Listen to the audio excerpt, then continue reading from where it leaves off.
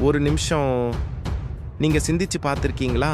ஒரு மனிதன் சாகும் அந்த கடைசி நொடியில அவனோட மூளை என்ன பண்ணுன்னு டாக்டர்கள் சொல்றாங்க.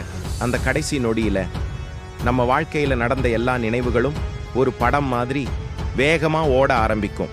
சந்தோஷம், துக்கம், வெற்றி, தோல்வி எல்லாமே ஒரே நேரத்துல மனசுக்குள் வருமாம். அப்போதான் நான் இதை செய்திருக்க கூடாதே, இதை செய்யாம விட்டுட்டனோ அப்படின்னு ஒரு கனமான வருத்தம் மனதை பிடிக்கும். ஆனா இது கடவுள் தந்த தண்டனை இல்ல, அதிசயம் இல்ல. இது நம்ம மூளையின் கடைசி முயற்சி. ஏதாவது ஒரு வழி கிடைக்குமான்னு பழைய அனுபவங்களை எல்லாம் வேகமா தேடி பார்க்கிற ஒரு உயிர் பிழைக்கும் முயற்சி தான்.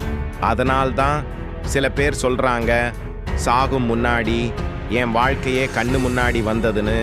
இப்ப சொல்லுங்க, இது அறிவியலா இல்லை அனுபவமா? உங்க கருத்தை கமெண்ட்ல சொல்லுங்க.